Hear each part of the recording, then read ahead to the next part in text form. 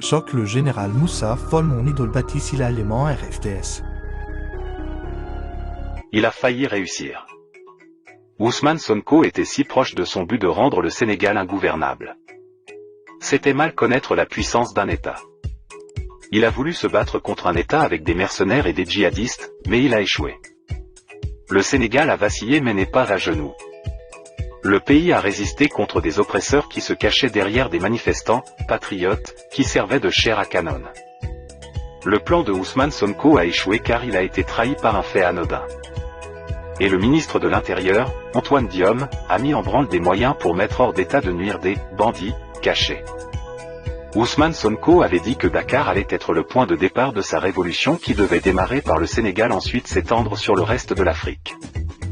Il avait dit qu'il avait les moyens de rendre le Sénégal ingouvernable, lorsqu'il quittait Ziguinchor pour rallier Dakar.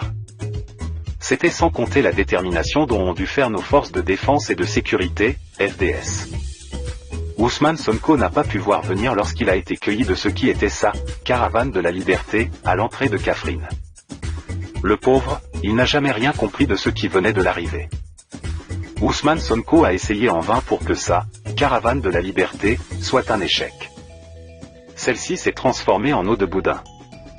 À son départ de la capitale du Sud, il avait aussi déclaré la guerre au chef de l'État, « Je vous donne rendez-vous à Dakar, soit le président Macky Sall recule, soit on lui fera face pour en finir », avait-il lancé plein d'assurance à des centaines de partisans exaltés, accourus devant sa maison de Ziguinchor. Pour la suite de l'histoire, on le sait. Non seulement, Ousmane Sonko a été ridiculisé par les FDS qui l'ont transporté de force à bord de leur fourgonnette à Dakar, mais depuis, il ne peut plus sortir de son domicile. La réquisition de ses téléphones a permis aux FDS de découvrir que le leader de PASTEF préparait un vaste complot pour rendre ingouvernable tout le Sénégal.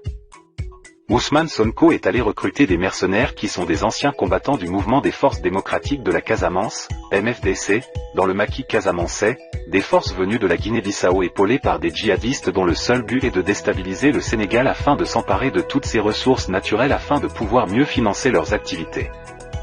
Ensuite Sonko a demandé à ses partisans de sortir et de marcher vers le palais.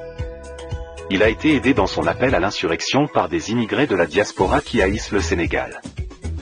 Ousmane Sonko avait vraiment mûri son plan. Il avait ourdi un plan pour rendre le Sénégal ingouvernable.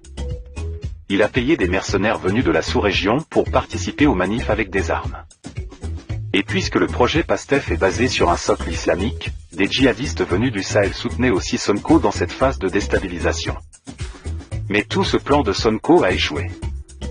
Il a été trahi par lui-même. Ousmane Sonko a commis une bêtise.